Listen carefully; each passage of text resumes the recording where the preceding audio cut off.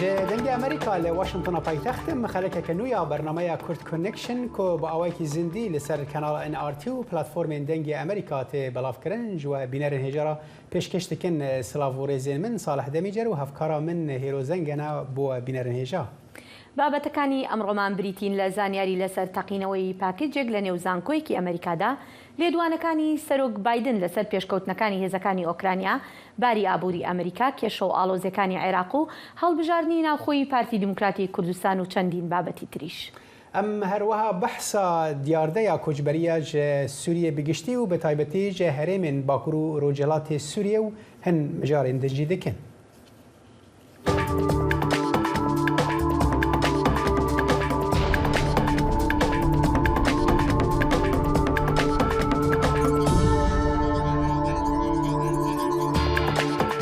زانکۆی نۆرت ئیسترنی باستن ڕادەگەیەنێت تەقینەوەیەک لە زانکۆکە ڕوویداوە و یەکێک لە ستافەکانی زانکۆکەش بە سووکی بریندار بووە. دەسەڵاتداران ئێواری سێشەمە ڕایانگەیان پاکێجێکی تری گوماناوی لە نزیک مۆزەخانەی بەناوبانگی هونەری دۆزراوەتەوە و FBI هاوکاری لە لێکۆڵینەوەکاندا دەکات. ئەو پاکێجەشی تەقیوەتەوە یەکێک بووە لەو دوانەی کە لە پێشتری ئێواری سێشەمە پۆلیس لەبارەیەوە ئاگادار کرابەوە. تیمی شارەزای بۆمبی باستن پاکێجی دووەمیان لە نزیک مۆزەخانەی هونەری شارەکە پوچەڵ کردەوە کە لە نزیک زانکۆکەشە. لأمريكا خم لدور بهابونا تشتان بهتر دبن ج بلندبونا نرخن كلو بلان بگر حتى كريا خانيان هرچندي كو نرخن سوتمني جي هنكي داكتنا جبو اگاهين بهتر لدور و مجارين ها هفكارا ما اوزلم ياساك بمرايا دم باش اوزلم تا چنو چه نو ده و درباره دهنه. بله صالح وکی تزانی دو سیشمی لامریکای رژه انفلاسیون یا مها تباغی وک 8.3 هات را گهاندن لی هم کریارین امریکی و هم جی بازارین آبورین امریکی افریجه چاورینه دکرن و جبروی که جی ماتمان جبرکوان لدورا رژه هشتان افریجه بندوار بون که ام بهفرا بمینند راپورا خوده اف ماتمایون و افریجین انفلاسیونه چه باندور کرنه؟ ویسبهی کلانا وال استریت یا امریکا آلوزداره جبرکودو پیوانا بورسaya امریکی دجارکی ده 1200 puan daket. Pişti rejeya enflasyonu ya tebağı jiya kudahat çavere kırın bilintir derket u dınava kıriyaranda bu sedema fikaren gring. دما کو خانیه هری ارزان لفینکس $1000 هینه چاوا بجین. Bu ayın berhemin xwarine li gor sala borî ji sedî sêzdeh zêde bûne. Bi sedemên wek hewa pirsgirêkên zincîra peydakirine lêçûnên enerjiyê û şerê li Ukrayna. Dayîka bêhêv Taylor Adams dibêje ku ew bo debara xwe pir zehmetiyê dikişîne. ما هوني چه بگن برچی بمینم دوی مجبور بون بکرن روش اویا گلو از کیف خوشم نا لی از مجبورم لچاره سریه دنیرم Duvarê enflasyonê ya giştî de li gor tîrmehê îndeksa buhayên kiryaran meha borî ji sedî yek xalek zêdebûnek nîşan dide. Dibe ku ev wek rejiyeke piçûk xuya bike. Lê aborîzan ditirsin ku ev nîşaneke ku wê enflasyon da nekeve. Serok Biden jî dibêje ku pêzanînên din yên aborî yên welat bi tevahî erenîne. آبوری خورده بیکاری کمه کار زیده دبن هلبرین باشه جبرویه که از باور دکم روش و باشتر به Li Wall Street ji zêdebûna rêjeyên faîzê bi fîkare li bendeyê ku Banka Navendî ya Amerîka hefteya pêş rêjeyên faîzê careke din ji sedî heftê û pênc yan jî pirtir bilind bike ku ev ê jî tevahiya berheman bohatır bike. بله صالح وکی کو متماشکر اف پیوانین پیزانین آبوری ین امریکا هم دناوا کریاران دا و هم جی دناوا کولانا وال ستریت یا بورسaya امریکا دا دبه سدمین مترسیدارین گرینگ ین بربلاو جبرکو اف دواری هر تشتی ده باندوری دکه يعني سدمن كو براستي جي دهيلن وول ستريت يعني بورصة أمريكي وها بترس بچنا وزن بله صالح جبر ابوریناز دبی ابوریزان ببورینه ابوریزان دبیجین کو اف پیزانینا دستیشان دکن کو اوه همو بر همین جیانه ین روجانه و هر وها و برهانن لامریکا بنینی باندور وره باندور کرن اوه جی پیشکتنا ابوری یا گلمپری یا لامریکا هدی بکه کو اف جی ابوریک سر ابوریه باندورک گلک گرینگیا نیلیه هر وا صالح اف یک لسر سیاست امریکا جی باندورین گرینگ دکه بله ازلم یاساک گلک سپاس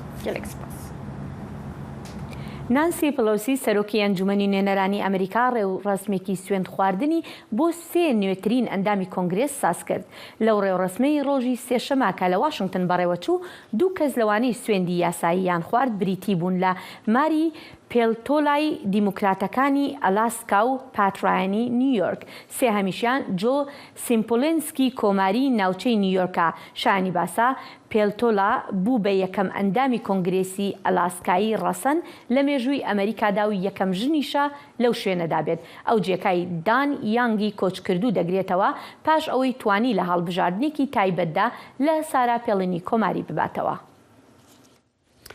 وزارت داده امریکا را گهاند کوان اپراسیونک قاچاقچیا به مروان ل تکساس و باشوری امریکایی پوچ کردن.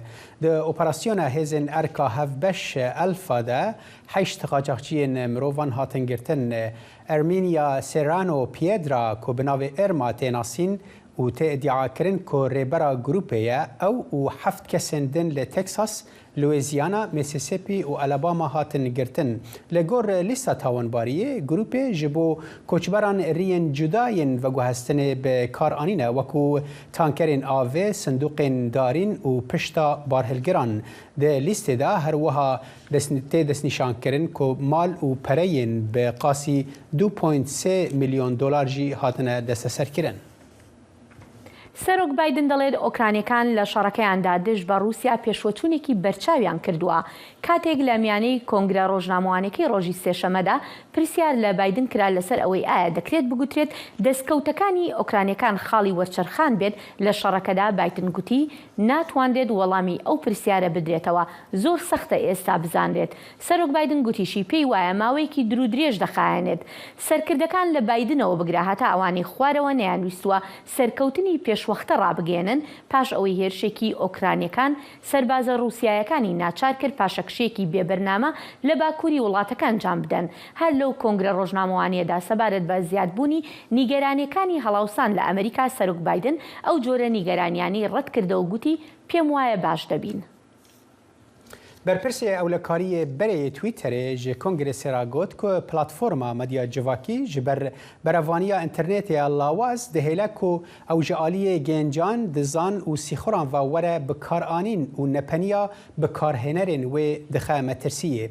پسپور اولکاری اینترنت پیتر رزاد که بناو موجت ناسین روجا سیشمه درکت پیشبری کمیته دادوری سیناتوی دا کو ادعای خو اشکره بکه زاد کو بر پرس اولکاری پلتفرما به باندور بو حیا کو د دسپیکا ایسال دا جکار هات درخستن وید تیرمه دا گلینامه یک کنگرس وزارت داده کمیسیون دارزان بازرگانی ببورن و فدرالیا و کمیسیون اولهی و وگوهستن را تومار کر دناو ادعای وین هری گراند او که تویتر مرجن لهفکرنه که FTC یا 2011 بن پیکر و به اوی کی سخته ادعا کر که پیوان بهسکر دانینا داکو اولهی و نپنیا به کارهنرین خو به پاریزه سناتور دموکرات ولایت ایلینویس دکتر بن کو سروکتیا کمیته دادوری دکه گوت زاد کو هرگلین سختکاریان هنه کو دبه مترسیه که راست جبو به 100 میلیونان به کارهنرین توییتر و هر وها جبو دموکراسیا امریکایش هەڵوەشانەوەی بڕیاری ڕۆڤی وەید لەلایەن دادگای باڵای ئەمریکا لە مانگی 6 بۆ هۆی سنووردارکردنی منداڵ لەباربردن لە ئەمریکا و ئێستا ئەو بڕیارە کەوتۆتە سەر ویلایەتەکان. پەیامنێری دەنگی ئەمریکا کاترین جیپسن گەشتێکی بۆ ویلایەتی وایۆمینگ کردووە و تا بزانێت لەوێ چۆن مامەڵە لەگەڵ ئەو ڕۆژەدا دەکرێت. بڕیارێکی گرنگ لە سەرەتای ئەم ساڵدا دەرکرا کاتێک دادگای باڵای ئەمریکا بڕیاریدا هیچ ڕێسایەکی دەستوری مافی لەباربردن نایگرێتەوە. کۆتایی هاتنی پارێزبەندیە فیدراڵیەکان بۆ مافی لەباربردنی منداڵ پرسەکەی ڕەوانەی ویلایەتەکانی ئەمریکا کرد. بڕیارێک کە لایەنگرانی دژە لەباربردن ستایشیان دەکرد و بژاردەکەی خستەوە بەردەم نوێنەرانی ویلایەتەکان. هەرگیز پێشبینی ئەوە نەدەکرا کە حکوومەتی فیدراڵی مامەڵە لەگەڵ بابەتەکانی چاودێری تەندروستیدا بکە کە ڕەوانەیان کردووە بۆ دەسەڵاتی ویلایەتەکان. ئێمە بەو گریمانەیە کار دەکەین کە ویلایەتەکان دەسەڵاتیان هەیە بۆ ئەنجامدانی کارەکان مەگەر دەستور ئاماژەی بەوە نەداوە کە حکوومەتی فیدراڵی بەرپرسیارەتی سنووردار و دیاریکراوی هەیە. بەڵام دەرفەتێک دەداتە هاووڵاتیانمان بۆ ئەوەی بڕۆن دەنگ بدەن لەو بارەیەوە، ڕووبکەنە سندوقەکانی دەنگدان و دەنگ بدەن بە بەهاکانی خۆیان. 32 ویلایەتی ئەمریکا پێشتر یاسایان هەبوو کە یان دەست بەجێ کۆتایی بە دەستڕاگەیشتن بە لەباربردن بهێنن یان هەنگاو بنێن بۆ سنووردارکردنی ڕێکارەکە. لە نێوانیاندا ویلایەتی وایۆمینگ کە پێشتر دەستڕاگەیشتنی بە لەباربردن لێ کلینیکدا سنووردار بوو. دووەمیان بڕیار بوو لەم هاوینەدا بکرێتەوە، بەڵام لەلایەن گومان لێکراوێکی نەناسراوەوە ئاگری تێبەردرا. ئەم ئاگرە نزیکەی تەواوی ناوبیناکەی وێران کردووە. جۆلی بۆرکار لە وۆل سپرینگ هێڵس ئەکسس کار دەکات بۆ دابینکردنی دەستڕاگەیشتن بە لەباربردن لەو ویلایەتانەی کە ئەمە دەتوانێت ببێتە بەرهەڵسکاریەک. هەروەها بەشێکە لە داوای یاسایی کە ڕێگری دەکات لە قەدەغەکردنی دەستپێکردنی ویلایەتی وایۆمینگ کە لەباربردن سنووردار دەکات. زۆر ترسناک و مەترسیدار بوو کە بەم دەرکەوت ئەندامەکانی زاوزێم هی خۆم نین. بەپێی ئەوەی کە لە چ ویلایەتێک دەژیم، بەپێی ئەوەی ویلایەتەکان چەندە شەڕانگێزن بەرامبەر بە ژنان. بەڕاستی ئمە مەترسیدارە بیر لەوە بکەینەوە کە ئێمە وەک ژنان وەک مێینە بەپێی یاسا ئەو پارێزبەندی یەکسانیەمان نییە. ڕاپرسیەکان دەری دەخەن کە خەڵکی ئەمریکا پشتگیری لە سنووردارکردنی تەواوەتی لە باربردنی منداڵ ناکەن، بەڵام ڕێگاکانی بڕیاردان لەسەر یاساکان لە ویلایەتێکەوە بۆ ویلایەتێکی دیکە جیاوازە. لە بنەڕەتدا ویلایەتەکان دێنە سەر هەڵسەنگاندنێک کە ئایا مافە یاسایەکانی ویلایەتەکان مافی لە باربردن لە خۆ دەگرن یانە. لە ئیستادا هەندێکیان لەسەر ڕێوشوێنی دەنگدان تا هەڵبژارنەکانی مانگی 11 هەڵپەسێردراون. بۆ نمونە ویلایەتەکانی وەک کالیفۆرنیا و ڤێرمۆند لە دەنگدانەکانیاندا هەموارکردنەوەی دەستوری ویلایەتەکانیان هەیە کە مافی لە باربردن زامن دەکا. هەندێک لە ویلایەتەکان پێشتر هەموارکردنەوەی دەستوریان هەبووە بۆ پاراستنی ژیان. دەنگدەران لە ویلایەتی کانساس پێشتر لە مانگی 8دا سنووردارکردنی لە باربردنیان لەسەر ڕێوشوێنی دەنگدان ڕەت کردوتەوە و دەنگدەران لە میشیگەن لە مانگی 11 ئەم ساڵدا ڕوبەڕووی بژاردەیەکی هاوشێوە دەبنەوە. مانگی ڕابردوو لە ویلایەتی تێنسی و تەکساس و ئایداهۆ بەنزیکەی هەموو حاڵەتەکانی لە باربردنی منداڵانیان قەدەغە کرد. بەڵام هەفتەی ڕابردوو لە ویلایەتی ساوس کارۆلینا بەشێک لە ئەندامانی کۆماریەکان لەگەڵ دیموکراتەکان بەشداریان کرد بۆ ڕێگریکردن لە دەرکردنی یاسایەک کە سەرجەم لە باربردنی کۆرپەلە سنووردار دەکات.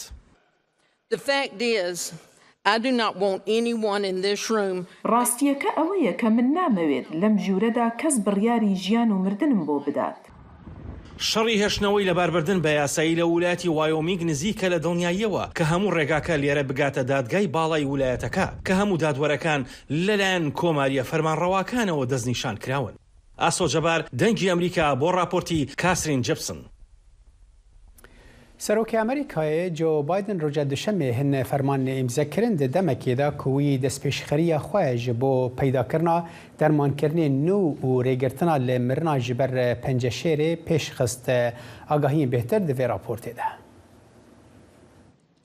سەرۆک جۆ بایدن ڕۆژی دووشەممە ڕێکەوتی 12 مانگی نۆ چەند فرمانێکی واژوو کرد بۆ ئاراستەکردنی بودجەی زیاتری حکومەت بۆ پیشەسازی بایۆتەکنۆلۆژی ئەمریکایی. هاوکات سەرۆک بایدن بانگشەی بۆ دەستپێشخەریەکەی خۆی کرد بۆ چارەسەرە نوێیەکان و هەروەها کەمکردنەوەی ڕێژەی مەرجی ئاکامی شێرپەنجە.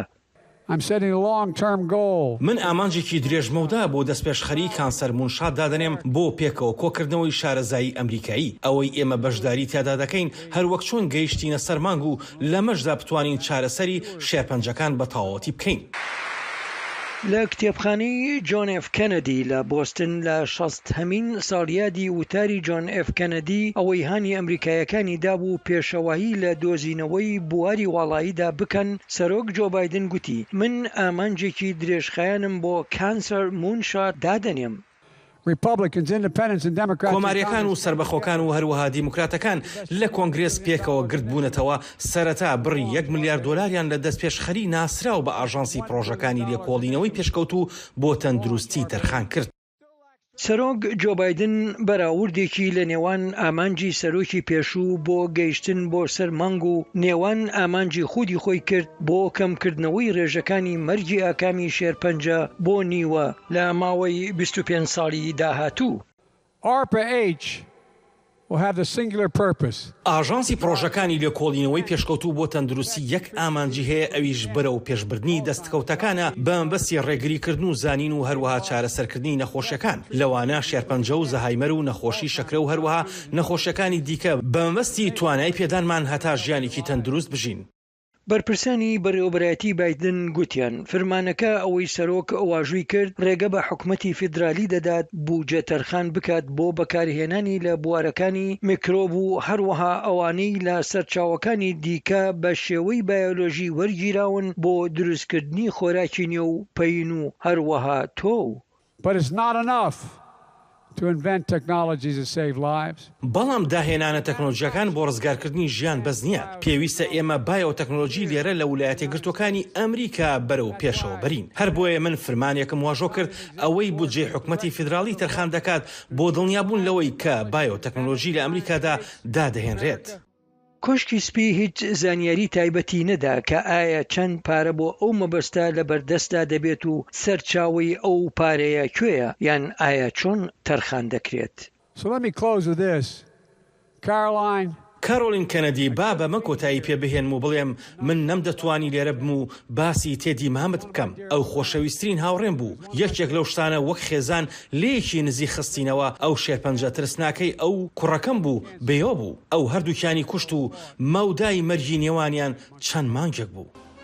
کوڕەکەی بایدن بۆ لە تەمەنی 46 ساڵیدا و لە ساڵی 2015 بە شێرپەنجەی مێشکیانی سپارد. ئەو شتەی کە سەرۆک بایدن گوتوێتی یاریدەدەری بووە لە هاندانی بۆ ئەم پرۆژەیە. سمکۆ عەزیز دەنگی ئەمریکا. بەلێ هیرۆ هەرچەندی کو هەوڵ تێن داینج بۆ ڕێگرتنا لە مرنا بەر پەنجەشێرێ لێ براسیشی ئەف نەخۆشیەکە کوژەرە و بەتایبەتی لە وڵاتین هەژار ئەوانە هینجی خەڵک تووشی وێ دەبن و دەمێکی زوودەژی ژیانە خۆش دەست دەدەن. جا هیوادارمە و دەست پێشخەری بایدن کارێک بکات بۆ بنەبڕکردنی ئەم نەخۆشیە لە سەرانسەری جیهاندا. بەڵێ ئازیزان لە بەشی داهاتووی بەرنامەکەماندا تیشک دەخینە سەر ڕووداوەکانی عێراق و هەرێمی کوردستان پاشەم ناوبڕەدەینەوە لاتان.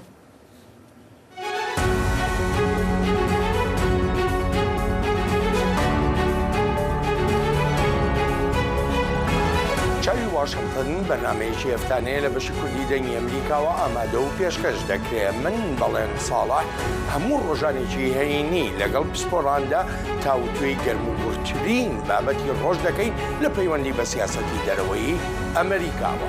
لەگەڵمان بن.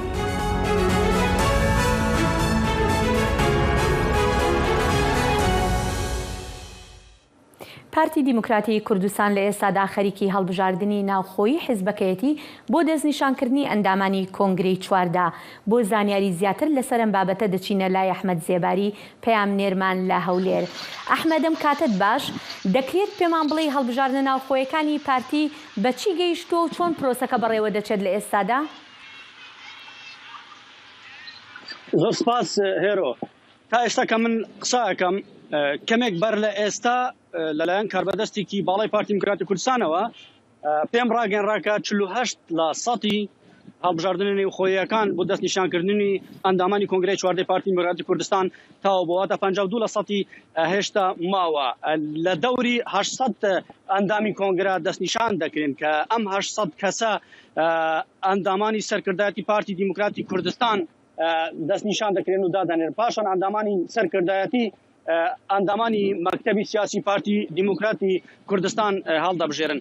یعنی تا ئێستا کە من قسەکەم لە سنووری هەولێری پایتەختی هەرێمی کوردستانی عێراق واتە سەنتەری هەولێر لە لقی 2 هەڵبژاردننی تێدا نەکراوە. هەروەها لە لقی 1 پارتی دیموکراتی کوردستانش لە شاری دۆکەشت هەڵبژاردننی تێدا نەکراوە. بەمان شێوە لە لقی 8 و 18 و 26 هەڵبژاردننی تێدا نەکراون کە بڕیارە لە ڕۆژانی داهاتوو بەردامی بدرێت ئەم پرۆسێ و ئەندامانی کۆنگرەی چواردەی پارتی دیموکراتی کوردستان هەڵبژێردرێن دواتر وەک دەگوترێتن لە کۆتایی مانگی دەی ئەم ساڵ کۆنگرە دەبەسترێت کۆنگرەش بە پێی زانیاریەکانی من لە شاری دۆکی هەرێمی کوردستان دەبەسترێت کە بۆ ماوەی 3 ڕۆژ ڕەنگە کۆنگرەکە تەواو بێتن و ئامادەکاریەکی تەواو کراوە کە لە شاری دۆک ئەم کۆنگرەیە بەڕێوە بچێت بەڵێ هێرۆ بەڵێ ئەحمەد هەتا ئێستا ئەو کەسانی کە دەستنیشان کراون ببن بە ئەندامی کۆنگرە چ جۆرە کەسانێکن با بڵین لە چ جۆرە چین و توێژەکانن و هەروها ڕۆڵی ژنان چەند بۆ لە ناویانە ئایا ڕێژەیەکی باشی ژن هەڵبژێردراوە یان نا؟ سەبارەت بە ژنان هێرۆ لە کوی ئەو 800 ئەندامەی کە هەڵدەبژێردرێن ڕەنگە 200یان ژن بن لەبەرەوەی ڕێژەی 25% بۆ ژنا دانراوە ئەمە بەپێی چاڵەکانی ژن ڕێژەیەکی باش دەبێت کە 200 نوێنەری ژنان هەبن لەو کۆنگرەیەدا دواتر خۆیان دەتوانن خەڵکی خۆیان هەڵبژێرن لە ژنان مەبەستم هەڵبژێرن و دواتر ببنە ئەندامانی سەرکردایەتی و مەکتەب سیاسی و واتە لە ناوەندە بڕیارەکان و ئەو شوێن ناوەندی باڵا وجودیان هەبێ بۆیە ژنان داوا دەکەن کە ئەو نوێنەرانە بچنە ئەم شوێنانە کە بە فعلی خەبا دەکەن و هاوکاری ژنان دەکەن بەڵێ ئەحمەد ئاماژە بە هەندێک لایەن ئاماژە بە هەندێک کێشەی ناوخۆیی حیزبەکەکەن ئایا هیچ شتێکی لەو جۆرە دەرکەوتووە بە کۆنگرەکەوە یان نا باسی شتێکی لەو جۆرە دەکەن؟ بڵێ هەندێک شت قەدەغە کراون هێرۆ کە لەم کۆنگرەیەدا بکرێن لەبەرەوەی کە بەپێی زانیاریەکانی من کە لەو ئەندامەی لەو کاربەدەستە باڵای پارتی دیموکراتی کوردستان وەرم گرتووە خودی مەسعود بارزانی سەرۆکی پارتی دیموکراتی کوردستان سەرپەرشتیان پرۆسەیە دەکاتن و چاودێری پرۆسەکە دەکات بۆی هەندێک شت قەدەغان ململانێ و باڵێن و ئەمانە ناو کۆنگرەی پارتی دیموکراتی کوردستان قەدەغە کراون کە بانگەشەی هەڵبژاردن لە سوشیال میدیا بکرێتن قەدەغە کراوە کە داوات و داواتکاری و پارە بەخشینەوە ئەمانە بکرێتن لیژنەی هەڵبژاردن سەرپشکراوە لەوەی کە ئەگەر ئەم ڕێکارانە سەرپێچی ئەمریکارانە بکرێت قەدەغەی لادانی ئەو کەسانە بکرێتن بۆی هەندێک شت قەدەغە کراون بەڵام هەندێک لە میدیاکانی دەرەوەی پارتی دیموکراتی کوردستان باس لە ململانێ دەکەن باس لەوە دەکەن بەتایبەتی ئەو بەشی لەو کاندیدانەی کە دەرنەچوون باسی ئەو ململانێ دەکەن کە لەناو کۆنگرەکەدا دەکرێت بەڵێ ئەحمەد ئاماژەت بۆ کرد کە ئەمە بەپێی کاربەدەستێکی باڵای پارتی دیموکراتی کوردستانم قسانەی بۆ جەنابەت کردووە ئایا ئەو کاربەدەستەی پارتی دیموکراتی کوردستان ڕێگەی داوە کە ناوی ئاشکرا بکرێت یان نا؟ نەخێر ئاماژەی بەوە کرد کە ناوی ئاشکرانەکرێت بەڵام ئەو زانیاریانەی بە دەنگی ئەمریکا داوا و باسی وەکشی کرد کە کۆنگرە بە ئەوان بەردەوام من لە دەستنیشانکردنی نوێنەران و لە کۆتایی مانگی ده واتە سەرەتای مانگی 11 ڕەنگە کۆنگرەی چواردەی پارتی دیموکراتی کوردستان ئەنجام بدرێت هێرو ئەگەر دەرفەتە بیان باسی کە بۆچی کۆنگرە تا ئێستا نەکراوە بەڵێ منیش دەمویست هەرە و پرسیارە بکەم کە بە پێی پەیڕەوی نایخۆی با بڵین حیزبەکە دەبوایە 4 ساڵ جارێک کۆنگرە بکرێت هۆکاری دواخستنەکەی چی بوو؟ ساڵی 2010 کۆنگرەی 13 پارتی دیموکراتی کوردستان ئەنجام درا یعنی بە پێی پەیڕەو ئەبوایە 2014 کۆنگرەی پارتی دیموکراتی کوردستان ئەنجام بدرێتن پارتی باسی هەندێک هۆکار دەکات کە بەهۆیەوە کۆنگرەیان دواخستووە یعنی ئەمە 12 ساڵێک دەبێت کۆنگرە ئەنجام نەدراوە یەکێک لە هۆکارانە کە ئەوان باسەکەن بەهۆی هاتنی چەکدارانی داعش ئەو شەڕەی کە چەکدارانی داعش بەڕۆکی ناوچەکان گرتووە کە تێدا ژمارەیەکی بەرچاو لە پێشمەرگەکان گیانیان بەخشی و هەروەها بریندار بوون پاشان باسی هەتای کۆڕۆنا ئەکرد کە جیهانی گرتەوە تێدا ژمارەیەکی زۆر لە خەڵکی هەرێمی کوردستانیش بەهۆی ئەو پەتایە گیانیان نەدەزا دواتر باسی ئەو ململانێ و سەختیانەی کە ڕەوشی عراق بەگشتی دەکەن بۆیە ئەمانە بە هۆکاری سەرەکی دەزانن بۆی کە کۆنگرەی پارتی دیموکراتی کوردستان بەهۆیەوە دواخراوە و نەبەستراوە. بەڵێ سپاس ئەحمەد زێباری.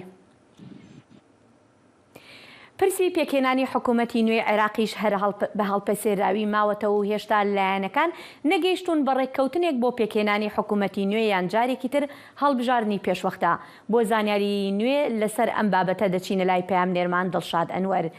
دڵشاد ئەم کاتت باس لەوە دەکرێت لە کۆتایی ئەم مانگە چوارچێوەی هەماهەنگی شاندێک بنێرێت بۆ لای موقتەدا سەدر زانیاری لەسەر ئەم بابەتە چییە؟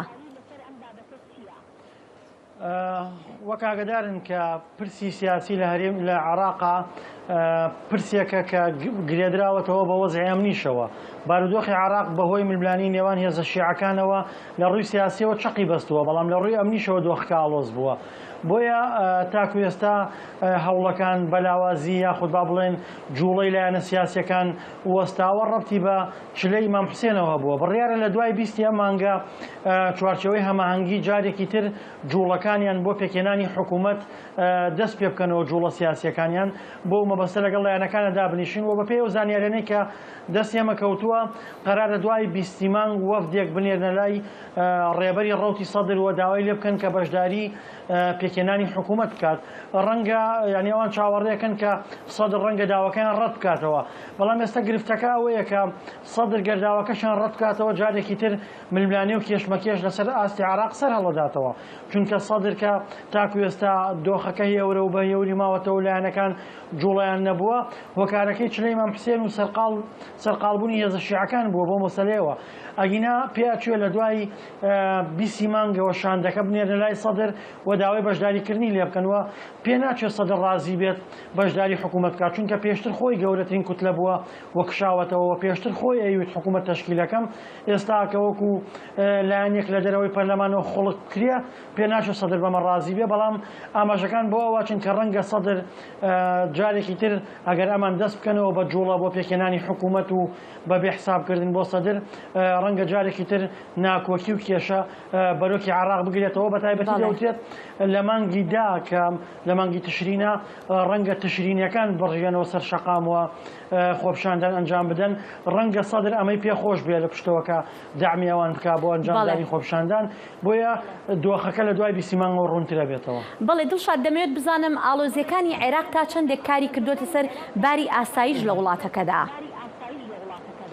بێگومان بارودۆخی سیاسی و بارودۆخی ئەمنی لە هەر وڵاتێکدا گرێدراوی یەکترین. هەر کاتێک کە دۆخی عێراق لە ڕووی سیاسیەوە ئاڵۆزە بێت، ڕاستەوخۆ لە ڕووی ئەمنیشەوە دۆخەکە ئاڵۆزی بەخۆی وابینە. بەپێ ئەو زانیاریانەی کە من لە سەر چاوەباڵەکانی پێشمەرگە و سوپای عێراق شەو دەسم کەوتون، داعش جوڵەیەکی زۆری هەیە و ژمارەی چەکدارەکانیان زیاد کردووە و لە هەندێک ناوچەش با بڵێن سەرقاڵی کۆکردنەوەی داهات و پارەن و بەپێ ئەو زانیاریانەی کە بەرپرسە ئەمنیەکان بە منیاندا باسییان لەوە کرد کە شانە نووسەکانیان ئاگادار کردوێتەوە کە جارێکی تر پەیوەندیان پێوە بکەنەوە. و یەکێک لە فەرماندەباڵەکان بەڕوونی ئەوەی وت کە داعش پێی وایە دۆخی عێراق بە ئاسانی هێور نابێتەوە، ڕەنگە دۆخەکە ئاڵۆزتر بێ، بۆیە ئەوانیانەوێت ئاڵۆزیەکانی عێراق بقۆزنەوە. بە تایبەتی لە ئێستادا زۆربەی هێز عێراقیەکان سوپا و حەشد و ئەمانە براونەتە ناو بەغدا و سەرقاڵن بۆ ململانی سیاسیانی کە لە بەغا لە ئارادایە، بۆیە داعش پێی وایە ئەمە دەرفەتێکە بۆی ڕەخساوە، دەیەوێت ئەم دەرفەتە بقۆزێتەوە، بۆیە ینی بەهۆی ئەو ئاڵۆزیانەی بەغداشەوە تەنانەت ئۆپەراسیۆنە هاوبەشەکانی نێوان پێشمەرگە و سوپای عێراقیش لە ناوچە کێشە لە سەرەکان و بە دیاریکراوی لەو ناوچانەی کە بۆشایی ئەمنیان تێدایە و هیچ هێزێکی تێدا نییە وەستێنراوە و هیچ ئۆپەراسیۆنێک ئەنجام نەدراوە. بۆیە داعش لە ئێستادا جموجۆڵی هەیە و چەند ڕۆژێک لەمەوبەر سوپای عێراق بە فڕۆکە سەرکردەیەکی داعش کە فەرماندەی میحوەری خالد بن وەلیدی داعشە کە ناوچەکانی دیالە ئەگرێتەوە کرای ئامانج و کوژرا. بۆیە دۆخەکە داعش ئەوێ بیقۆزێتەوە بە دیاریکراوی و دەستگامنیەکانی تا ئێستا چاودێریانەکەن، بەڵام تاکو ئێستا جوڵە نییە بۆ ئەنجامدانی ئۆپەراسیۆن لە دژیان، گەرچی ئەوان بە ئاسانی ئەسوڕێنەوە و هێزیان دابش کردووە و هاتوونەتە زۆرێک لەو ناوچانەی کە پێشتر لێ کشابوونەوە. بەڵێ دڵشاد ئەنوەر پەیامنێرمان لە گەرمیان سپاس. زۆر دەنگێ ئەمریکا جافکانیەکە پێباوەریان و چاو ئاگاهیان.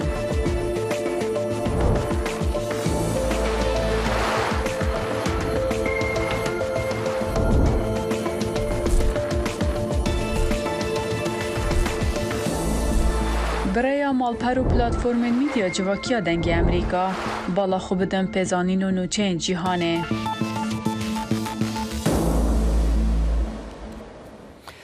دیاردەیە کۆچبەریە ji Sûriye bigiştî û bi taybetî ji Bakur û Rojhilatê Sûriye her diçe berfirehtir dibe. Gencên herêmê bi her awayekî hewl didin ku biçin Ewropayê da ku piştra karibin daxwaza malbatê xwe jî bikin. Pemnêrê Melik Kobaniyê raportek vê derbarê de amade kiriye. بویارên gohatin serê xelkê Sûriyê bi giştî û yên herêma Bakur û Celatê Sûriyê bi taybet ji şer zehmetiyên jiyanê rewşa aborî û civakî rê li ber xelkê ji bilî koçberiyê nehîştin. Lewma rojane hejmara ciwanan li Kobanê kêm dibe. Gopiraniya wan berê xwe li Ewropa ne. Micara koçberiyê careke din vegeriya rojava xelkê Kobanî. Lê vê carê bi hêzeke mezintir. Li gor Osman Şehîn got ji xelkê Kobaniyê dibêje, got gef û êrişên Tirkiyê bûne sedema rawestandina kar li tevahî herêmê û Kobanê bi taybet. Ew jî sedema sereke ya koçberê ye. Erketini xortoz bajir ji yek sebeb tehdîdatê Tirkiye ne nikon meşariya alvedere bimeşînin bê kek werî xwe bikine divê lê xistiliye nexist derdkevne dervoz berku kar nikon karî xwe em bên çêkin meşru bimeşînin lano rûkeyarî rûkeno tehdîdatê xwe dimeşînin. Ezzedîn yek ji ciwanên got ta niha li Kobanê maye diyar dike. Got bi armanca jiyaneke xweştir û rihet hejmareke mezin ji ciwanên Kobanê jiyana xwe dikin xeterê û bi nirxekî pir biha sînoran derbas dikin. Ew jî li gor wî gelek sedemên xwe hene, wek bêçariya aborî û xerabûna rewşa ewlehî. ملا دخوازه هر جیانی که خوش ببینه تشتی الوی داره نکنه پیداش خورا بکه الوی داره ببینه ام دوی خوندنه که و ببینه دیگه به آستی که بلند جو خوندنه کام به شودا که معترف بیاو که لسر آستی ام بیشن کنه به حیات خود تشتی که خوشی ببینه حالا که نمی نکنه ملت که انسان کس نکنه ملت بگره جوی که ملت درد که داره در و بلکه حیات را خوش ببینه جوی ترسه در که گوری ویجی کنه مثلا لوی داره جون که خوش ببینه لیل عالیه که دنجی ریویتیه که وگره جی هیا شانی خورته کی جی کوبانیه گود سالان لولات دنیمارک مایه لیدیسا وگریای ولات خوا و نها لکوبانی دجی و لگوروی گوجیان لأوروپا نهیسانه و دمک دریش پیوسته تا گو مروف کاربه بجیان وان را تفگر ببه.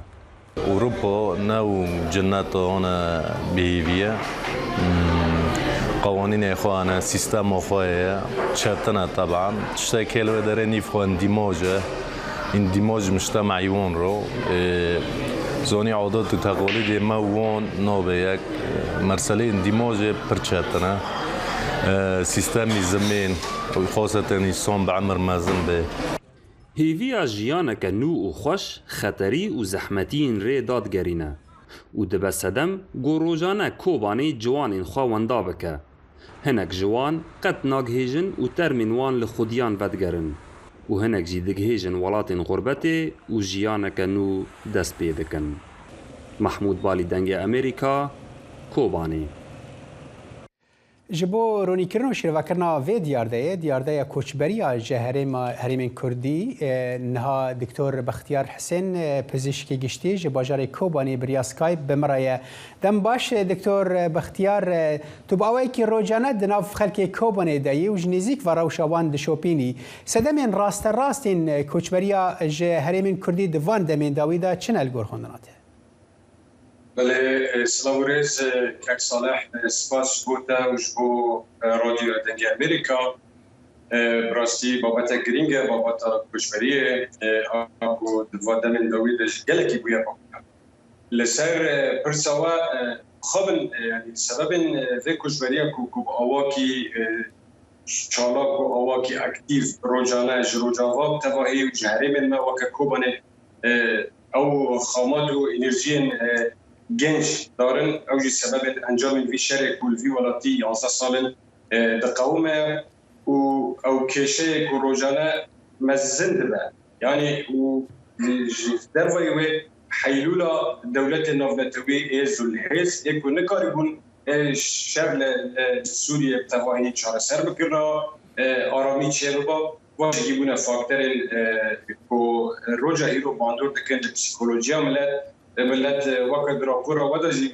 دیت یعنی گلک انسان به مترسین سر پیش روجا فعال سر پیش روجا زاروگین فعال لسر خواندن آوان لسر روشوانا آبوری روشوانا تندرستی جبرکو براستی شرک سوری گلکی درش کرد سبب انجام دا کو کوچولی جدر ويجي أو يعني فاكتورين ديريكت إيكو باندور دكن بيجومان لسر جافا أو جخن كو دولة تركيا لسر جافا دخار أو حملين كو هاتنا دستنيشان كريلو وحتى في جافيجي بركي هين شارنو سوا نديارة ملاد بشتي أنجام كل عفريني والسر إقاني والريسبي تشيبون ملاد الحريم إيكو بيشر مخابن دمترسية دانا واجي جبنا فاكتر كو ملات کوچ بکه باشه دکتور ریوبریا خوسر یعنی ام بجن دستلاتدار لوی داره دکارن چی بکن یعنی وان چی پلان هنه تشتک پیشکش کرنه که جبو جوان گنجین کت بحث وان دکیرا پیشکش بکن و بجن وای درفتا که اروپای جوارا پیدا ببه ام دکارن هما نزکی وی جوارا پیدا کن یعنی تشتکی وها هیا تدست پیشخری تپلان تشتی وها هنه ناف دست ریوبریا خوسر برسكي جرينج سباس مخابن حتى في جافي يعني تا بشنيار تنهش بريا خسر وجبو في برسكيكا هون شارع سربك نا كما هاني زمان ما روش أبوري جالكي باندور دكان يعني ده 2016 ده بشتي كل شهر لكوباني قديا وهذه الجندراو جبر فاكشيون بالفدرين ديتر روش أبوري باشتر بو جالك فرصة من كارو منظمات ناف دولتي هم الملات بيت ساكنين وبيكونوا روشافا لسات برسوا حتى في غافي تشتكي برشاف تنا جخوسيه ديمقراطه مخابن يعني بينن يعني روجانا ملادر كبير ووكر ريفابريجي يعني نكاري تسدوا بندان برفي مسألة دين يعني في مسألة بس باشا دكتور يعني تدید درپورا پیامنر مدا محمود باری دا بحثوای کد بکو لبرانبر وی که هنگ دخوازن وگرنجی اری اول باجاری کی و کوبانی چاوای گلو بربچاوا یعنی کسن هنه ودگرن و اگر وگرنجی او دبه پشتگیریج بو کسن کلوه درینه نچن اوروپا او من راپور گیشکی باش میذکرو نری او کسی که وگری به سالان برای وگری یعنی از نابین که کس و ناگره تین بسیارت تین دریا حریم کردستان را تین اروپایی بین اجازه که دستین تین در باسی روجاوات بین بلکه ملت ما چیشتی به آبوری آلیگریا روجاوات که این کسی کلدر وجبا و دی خوش مالبات خرا به آواکی آبوری یعنی آلیکاری دکن او کسی شانی یکود راپور دا اتوزمان او به سلام بره یعنی دگل و دیواجوی هم تیدا دگل و تشتن کو یعنی و بیارن بود وید همه دا قومین ادبیم بردست شانی که به شانی جاره کن یعنی نکو از برا نبه سیاق پروپاگاندا جی و از بخواه نه آلی گره وكو نيرينا من الشخصينا على جري أنا بريمة شخوتنا لجري وبريار دا تو براين خو تفدا مالباتا وتفدا جيت شكي بالكيشا وبريار دا يكون جكوباني در نكفن د في برياري دا هون دخوازن چاوا چه پیامش خلک کوباني جراگين د في درباره دا هون دخوازن چه ببيجن جوان را ما مستفز يكي بيجو از بخواه 14 سالان در وایمان من السوفيات برنامج خبزيشكي بداوي كير وبروجرام في ماجستير وبيشكي لحر يعني حرمت حر انسان يكون لدرفا ماي ايكو جنسيا لدرفا بيرا انا اوروبا تشيل امريكا لا تكون الحر ده حرمت جوان جيرا لايمن بخوا من زوره بنابريه كاشكير وكو مالباتي يعني ازبم يعني بركي وبونديتيته از 1000 سالي لاوروبا بمينم از نكم بم كيليكا كيلين و انرژیا پوزیتیو جنا خوشه کی د کلین د کابینه خو تایبتا از نکارم لاوروپا به دست خیلی یعنی تنه یعنی از بیم به شیوه مورالی از فرازی دکم و براست جی ما وکو مالبات یعنی بریارستان دی حتی شرکی مزن دوی ولاتی نه یعنی خدای نکه نه دامزراندن امج کوبانه دن هری دور اما برفگوند خواهرن حتى بقى دي ساجي داش يعني نه يعني بيسا دي ساجي دي برا نكمل سياق بروباغندا يعني وكا وريكلاما كيجي ام درنا كمن جبركو وڵاتی me em jî hez dikin em pêda دکتۆر ئەڤنە پرۆپاگاندایە ڕاستیە کە سەر عردەیە هونمانە لە کۆبانێ و تو برای خۆ تەفدا هون وێ دەرێمانە هەر حال دەبێت کو ببە پەیامێکی ji بۆ کەسێن دنجی ڕەنگە نەچن وەکتە گوت ئەڤ مژارێکە vekiriyet نکاری ببێژێ بچن یان jî neçin biryareke kesayetiye jî gelek spas دکتۆر بەختیار حسێن پزیشکê giştî ji Kobanî me wî gelek spas ji bo demate.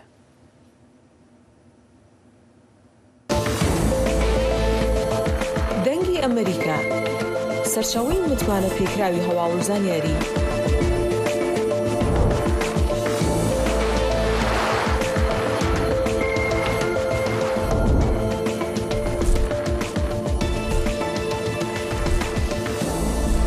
لە ماڵپەڕ و تۆڕە کۆمەڵایەتیەکانی دەنگی ئەمریکاوە ئاگاداری هەواڵ و گۆڕانکاریەکانی جیهان بە.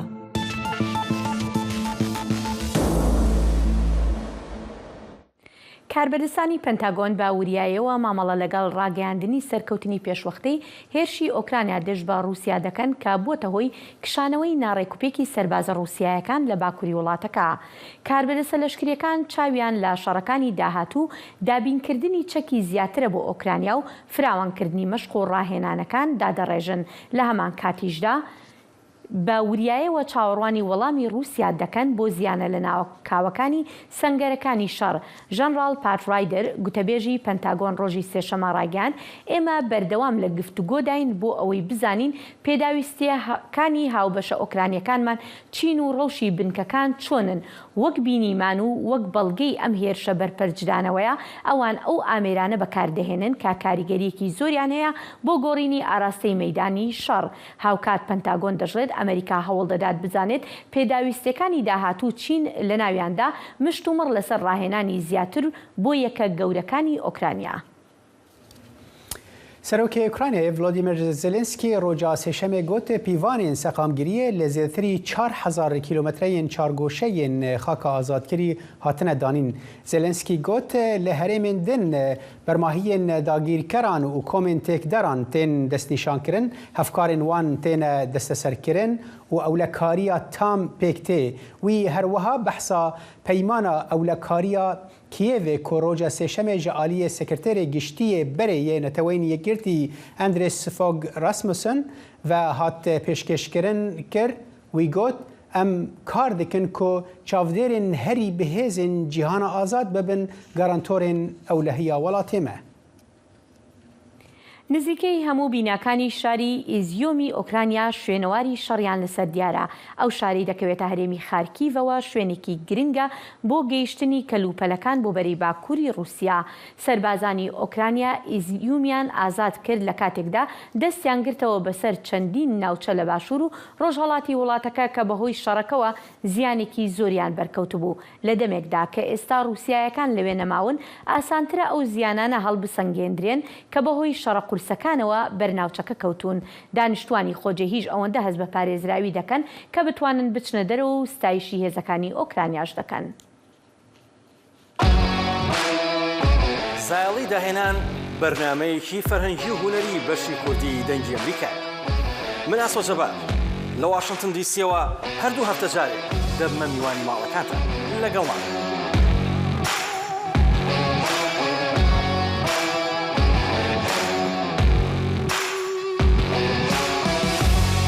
پرتوکخانەیە کوردی یا لە ستۆکهۆلمێ سازیەکە سەربەخۆیە و بە هێز پشتگیری ئاخافتنا ئازاد دکە. ئارمانجا پرتوکخانەیە ئەوە بەرهەفکردن، پاراستن و بەلافکردنا وێژەیە کوردیە.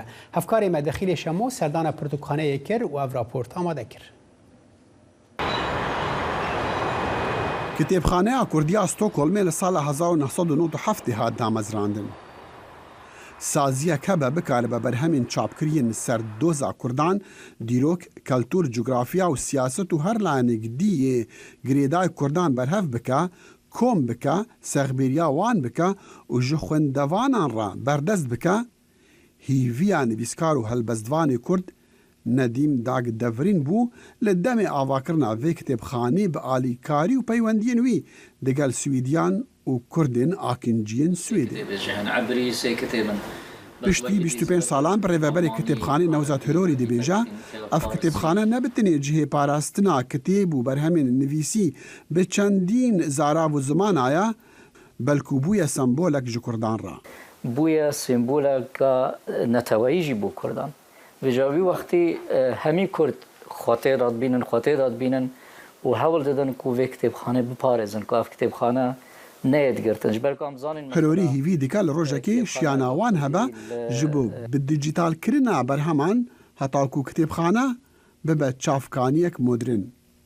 Berhemê ku di vê kitêbxanê de heye ew berheme yê ku yanî hindek jê yan jî belkû nîvek jê tu êdî li çi cihê dî peyda nakî êdî ew bûye çavkaniyek bû Kurdên ku lêkolînê li ser Kurd û Kurdistanê dikin bû şagirdên yê ku hez dikin tiştekî li ser dîroka xwe li ser zimanê xwe li ser rewşenbîriya milletê xwe bizanin bû yê ne Kurd çi Swîdî bin yan li derveyî Swêdê bin yê ku tên hez dikin lêkolînan li ser Kurd û Kurdistanê çêkin êdî ev çavkaniyeka gelek giring e ku bên bikar bînin û di lêkolîn û di bêje xwandina xwe de bikar bînin.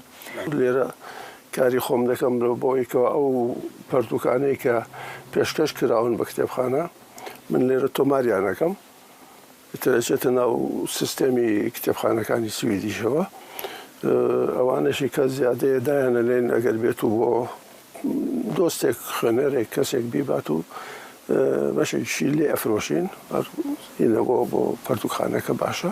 Ji bilî komkirin û parasin û berdestkirina berhemên çapkirî kitêbxaneya Kurdiya Stockholmê giringiya xwe heye ji ber ku çendîn çalakiyên dî jî wek semînar, panêl, şano, daxwazkirina nivîskar û berhemên nû û çalakiyên ronakbîriya zarokan jî mihvan dike.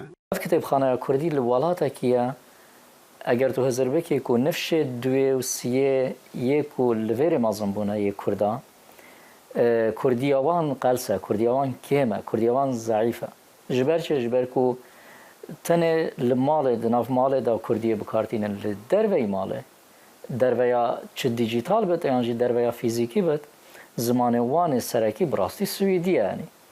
Kurdiya wan bû têra naket ku tu bêjî bihên wala kitêbê Memuzîna Ehmedê Xanî bixwînin yan jî heta romaneka Ferhat Cewerî bixwînin baş hemiyetê bigehin yan jî em bêjin şeirê şêrk û bêkesî bixwînin yan Abdullah Peşêwî bixwînin ew zimanê wan wesa têra naket ku heta wê derecê bişên wê Kurdiyê bi wê Kurdiya ku nifşê êkê em bêjin lê zala û hakime tê bigehin. Vê kitêbxanî şiyaya heta niha berdewam be bi alîkariya draviya salana ji şaredariya bajarê Stockholmê û Wezareta Keltûriya Swêdê.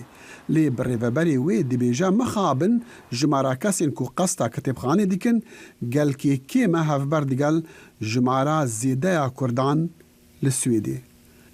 Dexîlê Şemo, Dengê Amerîka.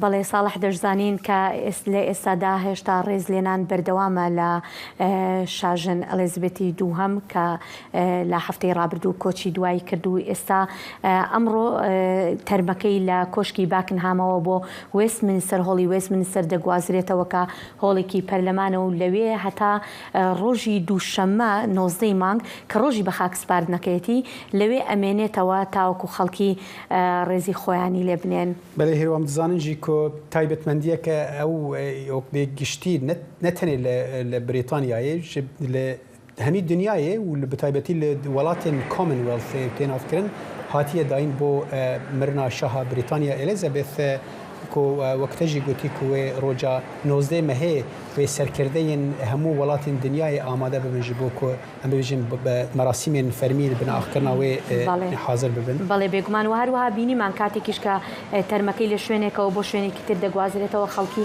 بەڕیز لە تەواوی شقامەکان ڕاوەستاون تاوەکو بتوانن دوا ڕێزی خۆیان بۆ شاژن پێشکەش بکەن لەوێ ئەمە ینی لە ناو خەڵکی بەریتانیا لە ناو زۆربەی خەڵکەکەدا زۆر خۆشەویست بوو شاژن زۆر خۆشەویست بوو پاش تەمەنێکی دوور و درێژی بۆ خزمەتکردنی ئەو خەڵکە لەوێ تایبەتمەندیەکەوەی هەبوو کۆ ڕەنگە سەرکردەی دنین جیهانی ڕۆژە ئیرۆدا دەستانەوان ئەوە کوێ نیسکی سیاسەتێ نەدبوو ئەوە تەنێ کارێ وەکو مەلەکی دەکرد ینی وەکو شاها بریتانیا و وڵاتێن کۆمنوێڵث دەکرد بە هیچ شێوەیەکی تەبلی سیاسەتێکی نەبوو حتا هەنێک ئاگاهین هادات بەحسەوەیەکێت کن کۆنە ڕەنگە رەخنە لە چارلز ببن شاهێن نوێ بریتانیا ببن کوی جارنە بەحسە سیاسەتی ئەو دیمەنانش کە ئەیبینینەوە دیمەنی ڕاستە و خۆیە ئێستا کە پیشانی بینەرانی ئەدەین. بەڵێ ئازیزان لێرەشدا هاتینە کۆتایی بەرنامەی ئەمڕۆمان تا کاتێکی تر لەگەڵ سلاوی من هێرۆ زەنگەنە و هاوکارم ساڵح دمیجەر هەر شاد و بەختەوەر بن. بمینن نافخێ و خۆشیە.